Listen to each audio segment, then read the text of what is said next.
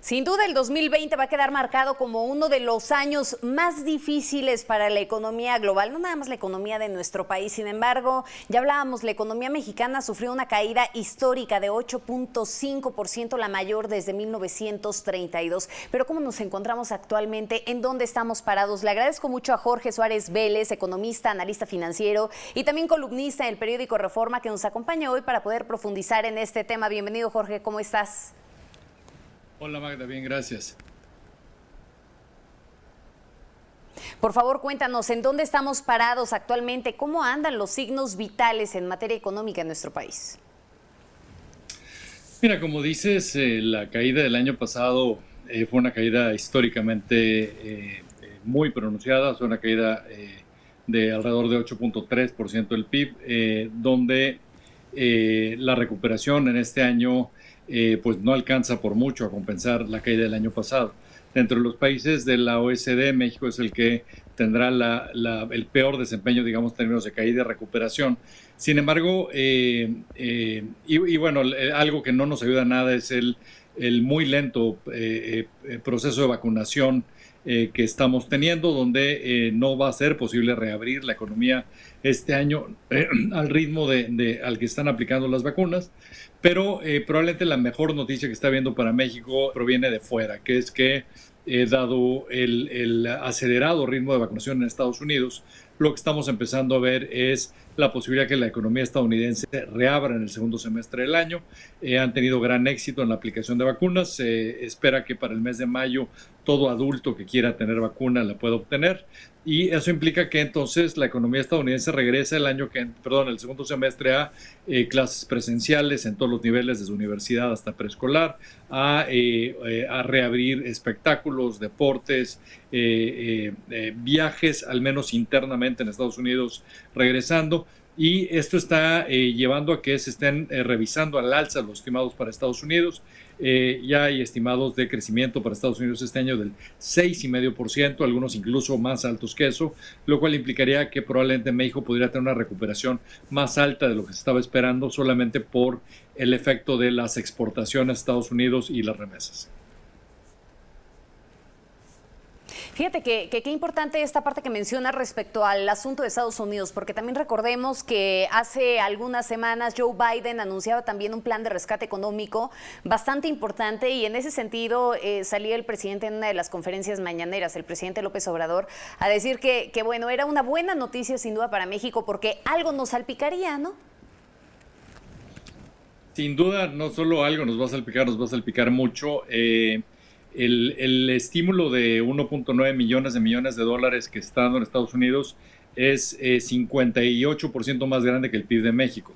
Y este se suma a lo que ya se dio el año pasado, que fueron dos paquetes de 2,5 millones y 900,000 millones en diciembre. Entre los tres paquetes, un estímulo total de 27.1% del PIB, lo cual es enorme. Pero el tema probablemente más importante en esto para México es que estamos viendo un enorme interés de empresas estadounidenses de establecerse en México, dado que están tratando de sacar capacidad productiva que tenían en China, pero lo que los está haciendo detenerse es precisamente la reforma a la ley de la industria eléctrica que está proponiendo este gobierno, la cual es muy negativa, digamos, para estas empresas, porque implicaría estar comprando electricidad que se genera quemando combustible y carbón.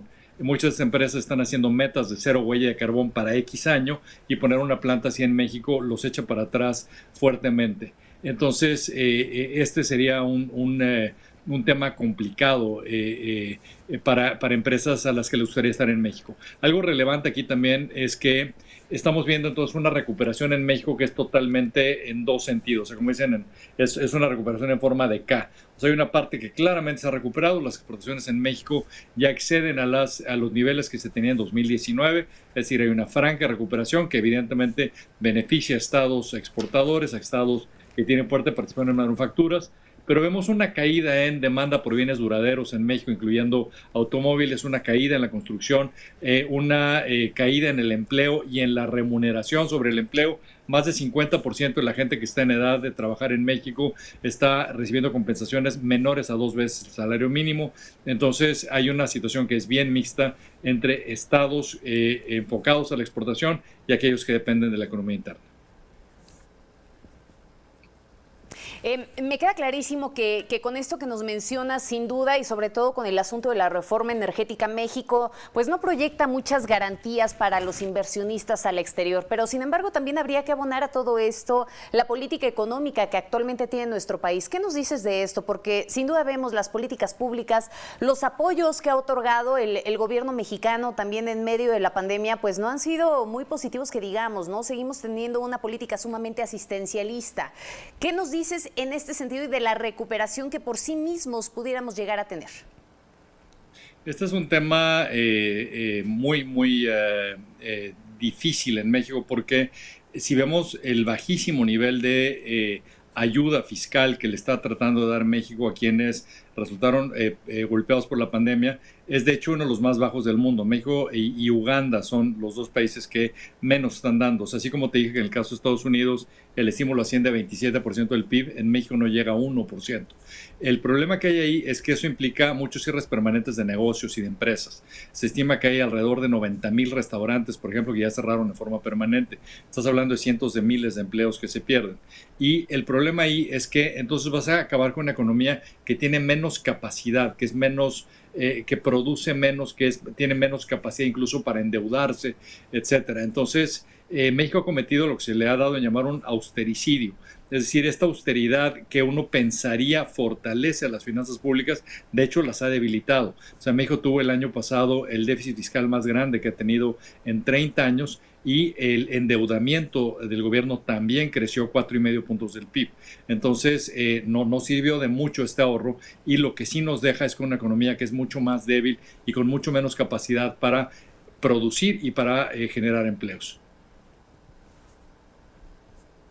Fíjate que esta semana el presidente López Obrador hacía el anuncio, ¿no?, de una reducción en los años que puede llegar a tener una persona para poder ingresar a esta política de la pensión universal, ¿no?, a este programa de pensión universal. Decía que de 68 años iban a poder llegar a acceder teniendo 65 años, algo que ya de por sí se aplicaba, ¿no? Sin embargo, me llamaba poderosamente la atención que decía el presidente que, bueno, no iba a recurrir a endeudamiento, no iba a recurrir a más impuestos y tampoco a un gasolinazo para tener el dinero suficiente para poder pues cubrir estas pensiones universales. Y ahí la pregunta es, ¿qué tanto México va a poder cumplir realmente con todos estos compromisos de asistencias, de programas sociales que tiene actualmente el país sin recurrir justo a esas palabras que tanto terror le dan a México, ¿no?, el endeudamiento público?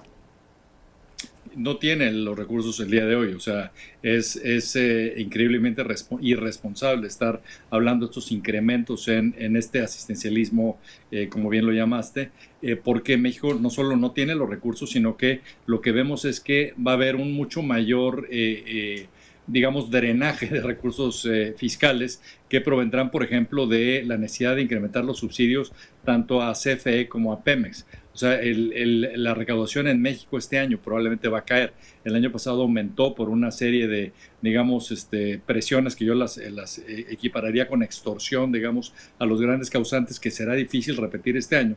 Pero aparte hay muchos otros ingresos que no se van a poder repetir. Por ejemplo, las coberturas de petróleo. Entonces, México está en una situación complicada. Este gobierno va a tener que tratar de cobrar más impuestos. Seguramente recurrirán a cobrarle más a la base que ya está cautiva. Como alguien mencionaba por ahí, es como irte de cacería al zoológico, ¿no?